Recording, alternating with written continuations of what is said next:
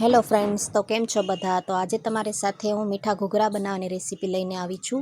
તો એ ઘૂઘરા બનાવવા માટે અહીં મેં ગરમ કરેલું ઘી લઈ લીધું છે, એક વાટકી. એની અંદરથી આપણે 3 થી 4 ચમચી ઘી ગરમ કરી લેવાનું છે. અને પછી અંદર એક વાટકી રવો ઉમેરી દેવાનો. જે વાટકીથી ઘી લીધું છે એ માપથી જ રવો લીધો છે. હવે રવાને એકદમ સારી રીતે મિક્સ કરી લેવાનો છે અને એકદમ ધીમી આંચ ઉપર આપણે આને પકાવવાનું છે. તો તમે રવાની જગ્યાએ માવો પણ લઈ શકો છો. હું રવાથી બનાવી રહી છું અત્યારે. રવો સારી રીતે પાકી ગયો છે. હજી થોડું આપણે અંદર ઘી ઉમેરી દઈએ, જેથી કરીને રવો એકદમ સરસ રીતે ફૂલીને પાકી જાય. સારી રીતે આને ચલાવતા રહેવાનું છે અને એકદમ ધીમી આંચ રાખવાની છે. રવો સારી રીતે ફૂલી ગયો છે. હજી એને મિક્સ કરવાનું છે. અને એની અંદર નાખવા માટે મેં અહીંયા ડ્રાયફ્રૂટ લીધા છે. કાજુ બદામ અને કિસમિસ લીધા છે. તમે બીજા કોઈ પણ ડ્રાયફ્રૂટ એડ કરી શકો છો. હવે એને સારી રીતે મિક્સ કરી દેવાનું છે અને ગેસ બંધ કરી દેવાનો છે. રવો ગરમ છે તો ડ્રાયફ્રૂટ સારી રીતે અંદર પાકી જશે. હવે એને બીજા વાસણની અંદર કાઢી લેવાનું છે, ઠંડુ થવા દેવાનું છે. અને મેં અહીં એક વાટકી ખાંડ લીધી છે. તમે સાકર પણ લઈ શકો છો. જે માપે આપણે રવો લીધો છે એ માપે જ મેં અહીં ખાંડ લીધી છે. એના માપનું બરોબર પ્રમાણ છે. ખાંડને મેં પીસી લીધી છે. હવે એ જ વાસણની અંદર આપણે 2 ચમચી જેટલું ઘી એડ કરવાનું છે અને એની અંદર 2 ચમચી જેટલો ચણાનો લોટ એડ કરવાનો છે. ચણાનો લોટ આપણે સારી રીતે શેકી લેવાનો છે. એને પણ ધીમા તાપે જ શેકવાનો છે. ધીમી આંચ રાખશું તો જેથી કરીને લોટ સારી રીતે શેકાઈ જાય. તો આ રીતે એકદમ ધીમા તાપે લોટ અને રવાને બંનેને શેકવાનું છે. અને લોટ આપણે નાખવાનું કારણ એ છે કે ઘૂઘરા બનાવીએ એમાં જે મસાલો આપણે કર્યો છે એમાં થોડું બાઇન્ડિંગ આવે એટલા માટે. હજી ઉપરથી થોડું ઘી એડ કરી દઈએ. અને બને ત્યાં સુધી આમાં ઘીનો ઉપયોગ કરવો, તો લાંબા સમય સુધી તમારા ઘૂઘરા સારા રહેશે. અને સારી રીતે મિક્સ કરી લેવાનું. મિક્સ થઈ ગયું છે. હવે જે પણ બનાવેલું છે એની અંદર આને એડ કરી દઈએ. અને મેં એક વાટકી છીણેલું કોપરું લીધું છે અને ખાંડ જે મેં દળી છે એ લીધી છે. તમે સાકર પણ લઈ શકો છો. 1 ચમચી એલચીનો પાવડર લીધો છે, એને પણ નાખી દઈએ અને સારી રીતે મિક્સ કરી લઈએ. તો આ ઘૂઘરા એકદમ સરસ બને છે. તમે જરૂરથી ટ્રાય કરજો. અને તમને મારો વિડીયો ગમ્યો હોય તો લાઈક જરૂરથી કરી દેજો. હવે એ થોડું ઠંડુ થઈ ગયું છે તો હાથેથી મસળીને સારી રીતે મિક્સ કરી લઈએ. અને બાકીનું ઘી વધ્યું છે એ પણ 2 ચમચી જેટલું વધ્યું હતું એક વાટકીમાંથી, એ પણ મેં એડ કરી દીધું છે. તો આપણો ઘૂઘરાનો મસાલો બનીને તૈયાર છે.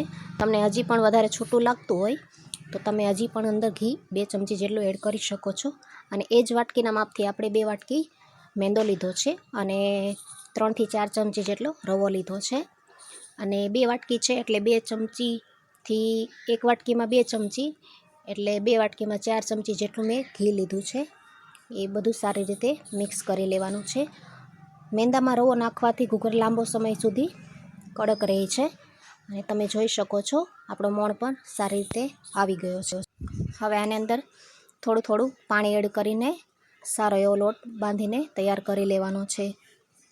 તમે ગરમ પાણી પણ લઈ શકો છો. આ રીતે પાણી એડ કરીને સરસ એવો લોટ બનાવી લેવાનો છે.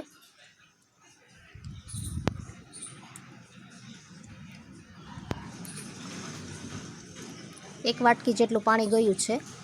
મેં 2 વાટકી લોટ લીધો હતો એમાં. તો લોટને આપણે ઢાંકીને 10 મિનિટ સુધી રેસ્ટ આપી દઈએ. હવે લોટ આપણો સરસ એવો અંદર રવો પણ ફૂલી ગયો છે. લોટને સારી રીતે મસળીને 2 ભાગ કરી લઈએ. એક ભાગનો મોટો લુવો કરી લેવાનો છે અને એની આપણે મોટી રોટલી વણી લેવાની છે.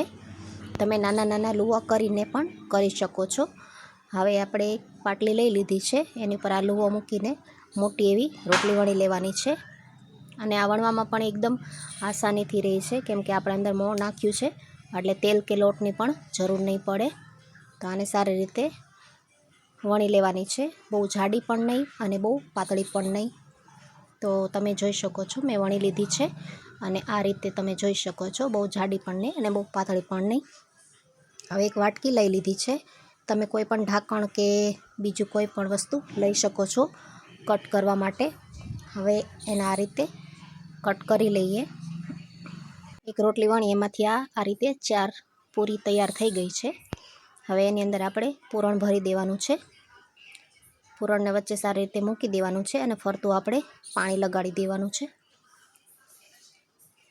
બધા ઘૂઘરામાં આ રીતે મૂકી દેવાનું છે પૂરણ અને ફરતું પાણી લગાડી અને પછી આપણે એને પ્રેસ કરીને તૈયાર કરી લેવાના છે.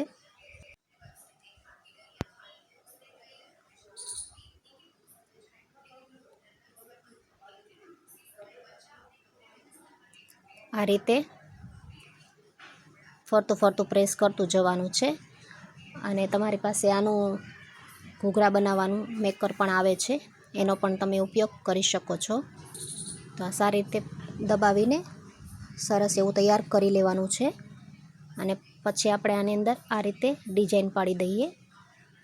જો તમે હાથેથી કરતા હો તો ઘણા લોકો આ રીતે કરે છે અને એકદમ આસાનીથી થઈ પણ જાય છે અને ઘૂઘરા તળતી વખતે ખુલી પણ નથી જતા અને ઘૂઘરામાંથી કોઈ પણ જાતનો મસાલો બહાર પણ નથી આવતો.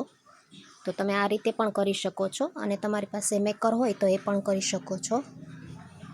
હવે મેં આ સિંગ તેલ લઈ લીધું છે, એને પણ એકદમ ધીમા તાપે ગરમ કરી લીધું છે. હવે એની અંદર આપણે ઘૂઘરા એડ કરી દઈએ. એકદમ ધીમી આંચ ઉપર આપણે ઘૂઘરાને તળી લેવાના છે. અને મારે આ ઘૂઘરા બનાવતા 1 થી 1.5 કલાક લાગી છે. તમારે કેટલો સમય લાગે એ મને ખબર નથી, પણ બને ત્યાં સુધી ધીમા તાપ ઉપર કરશો તો એકદમ ક્રિસ્પી એવા સરસ એવા ઘૂઘરા બનીને તૈયાર થાય છે. અને આની પાછળ થોડો ટાઈમ લાગે છે, પણ આપણી આ મીઠાઈ બનીને ખૂબ જ સરસ તૈયાર થાય છે. તો તમારે બહારથી પણ લાવવા નહીં પડે. અને આ રીતે મેં બીજા પણ ઘૂઘરા તૈયાર કરી લીધા છે. એને પણ આપણે ફરતું પાણી લગાવીને આ રીતે તૈયાર કરી લેવાના છે. તો રોટલી પૂરી બહુ જાડી વણાઈ ગઈ હોય તો તમે આ રીતે વાટકીથી કરીને પણ ફરીથી એકવાર વણી શકો છો, જેથી કરીને મીડિયમ થઈ જાય. અને આ રીતે આપણે ડિઝાઇન કરી લેવાની છે. તો આ રીતે કરવાથી પણ ઘૂઘરા ફાટતા નથી અને ખુલતા પણ નથી. તો તમે આ રીતે પણ કરી શકો છો. અને જે પહેલાંના ઘૂઘરા નાખેલા હતા એ તમે જોઈ શકો છો, એકદમ નીચે બેસી ગયા છે તેલથી અને એકદમ ક્રિસ્પી અને કલર પણ એનો બ્રાઉન થઈ ગયો છે. તો હવે આપણે એને કાઢી લેવાના છે. અને તેલની આંચ તમે જોઈ શકો છો, આટલી જ રાખવાની છે, બહુ ફાસ્ટ નથી રાખવાની. મતલબ કે ગેસ આપણે ધીમો જ રાખવાનો છે. હવે આ ઘૂઘરાને પણ આપણે કાઢી લેવાના છે. તો તમે જોઈ શકો છો આ ઘૂઘરા આપણા સરસ બનીને તૈયાર છે. હવે એની અંદર બીજા ઘૂઘરા પણ એડ કરી દઈએ અને આને પણ 10 થી 15 મિનિટ કે 20 મિનિટ સુધી શેકાવા દેવાના છે, કેમ કે એકદમ ધીમા તાપે આપણે થવા દેવાના છે, એટલે આટલી મિનિટ તો લાગે જ છે. તો તમે જોઈ શકો છો મેં 2 પ્રકારના ઘૂઘરા બનાવીને તૈયાર કર્યા છે. આ રીતે સ્ટાર ટાઈપના પણ કર્યા છે અને આ રીતે પણ જે રેગ્યુલર ઘૂઘરા આવતા હોય છે મીઠા, એ રીતે પણ મેં કર્યા છે. તો તમને મારી આ રેસીપી ગમી હોય તો લાઈક કરી દેજો અને મારી ચેનલ ઉપર નવા હોય તો સબસ્ક્રાઈબ કરી દેજો. અને મારો આ વિડીયો ગમ્યો હોય તો જરૂર તમારા ફેમિલી જોડે શેર કરી દેજો. ધન્યવાદ.